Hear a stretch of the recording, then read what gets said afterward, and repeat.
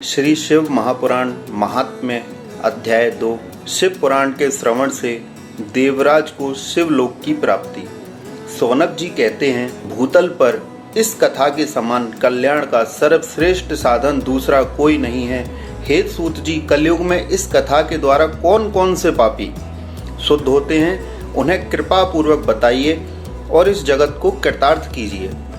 सूत जी कहते हैं, यह उत्तम ज्ञान यज्ञ सदा सांसारिक भोग एवं मोक्ष को देने वाला है और भगवान शिव को प्रसन्न करने वाला है। जो अत्यंत लालची, सत्य विहीन, अपने माता पिता से द्वेष करने वाले, पाखंडी तथा हिंसक वृत्ति के हैं, वे भी इस ज्ञान यज्ञ से शुद्ध हो जाते हैं। अपने वर्णाश्रम धर्म का पालन न करने वाले और ईर्ष्याग्रस्त लोग भी कलिकाल में इस ज्ञान यज्ञ के द्वारा पवित्र हो जाते हैं। जो लोग छल कपट करने वाले, क्रूर स्वभाव वाले और अत्यंत निर्दयी हैं, कलयुग में वे भी इस ज्ञान यज्ञ से शुद्ध हो जाते हैं। ब्राह्मण के धन से पलने वाले तथा निरंतर व्यभिचार परायण जो लोग हैं, वे भी इस ज्ञान यज्ञ से इस कलिकाल में पवित्र हो जाते हैं। जो मनुष्य सदा पाप कर्मों में लिप्त रहते हैं, सठ हैं और अत्यंत दूषित विचार वाले हैं, वे भी इस कलिकाल में इस ज्ञान यज्ञ से निर्मल हो जाते हैं। दुष्चरित्र, दुर्बुद्धि, उद्विग्न चित्त वाले और देवताओं के द्रव्य का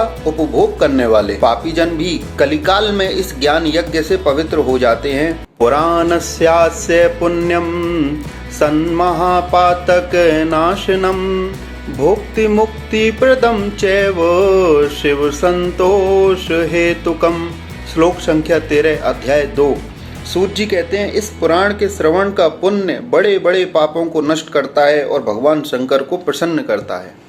महादेव, इस संबंध में मुनिगण इस प्राचीन इतिहास का उदाहरण दिया करते हैं, जिसके श्रवण मात्र से पापों का पूर्णतया नाश हो जाता है। वो देवराज की कथा इस प्रकार से है। सूत जी कहते हैं, पहले की बात है, किरात नगर में एक ब्राह्मण रहता था जो अज्ञानी, दरिद्र, रस बेचने वाला तथा वैदिक धर्म से विमुख था।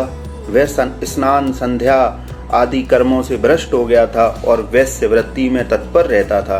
उसका नाम था देवराज। वह अपने ऊपर विश्वास करने वाले लोगों को ठगा करता था।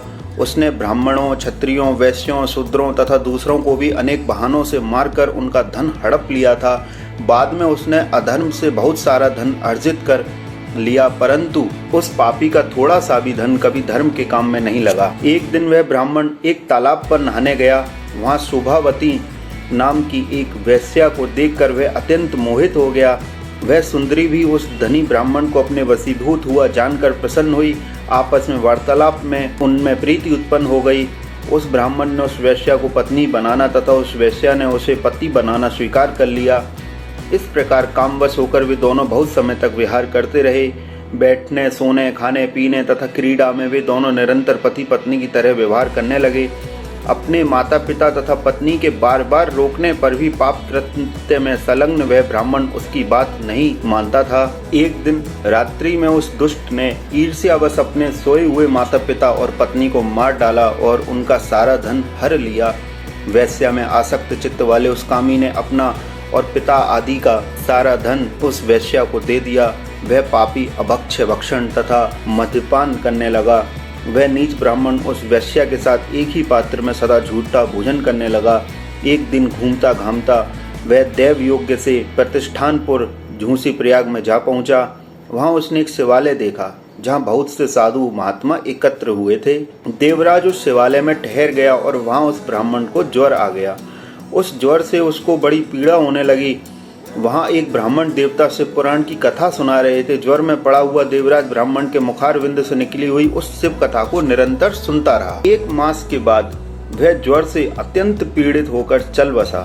यमराज के दूत आए और उसे पासों में बांधकर बलपूर्वक यमपुरी ले गए। इतने में ही शिवलोक से भगवान शिव के पार्षदगण आ गए।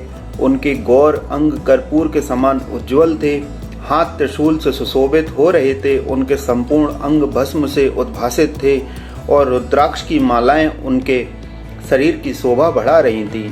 वे सब के सब क्रोध करते हुए यमपुरी में गए और यमराज के दूतों को मार पीट कर बारंबार धमकाकर उन्होंने देवराज को उनके चंगुल से छुड़ा लिया और अत्यंत अद्भुत विमान पर बैठाकर जब वे शिवदूत कैलाश जाने को उद्यत हुए, उस समय यमपुरी में बड़ा कोलाहल मच गया। उस कोलाहल को सुनकर धर्मराज अपने भवन से बाहर आए। साक्षात दूसरे रुद्रों के समान प्रतीत होने वाले उन चारों दूतों को देखकर धर्मज्ञ धर्मराज ने उनका विधि पूर्वक पूजन किया। यम ने ज्ञान दृष्टि से देखकर सारा वृत्तांत जान लिया।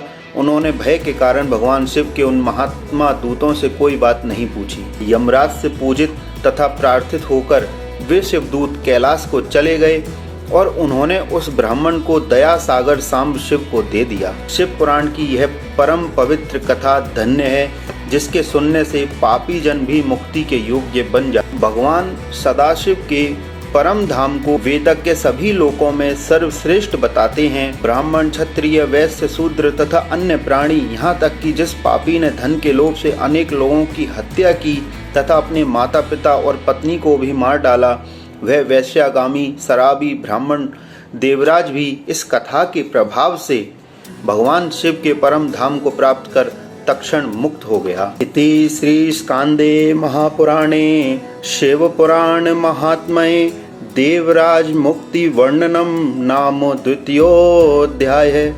इस प्रकार श्री स्कंद महापुराण के अंतर्गत शिव पुराण महात्म्य में देवराज मुक्ति वर्णन नामक दूसरा अध्याय पूर्ण हुआ। श्री शिवाय नमस्तुभ्यम।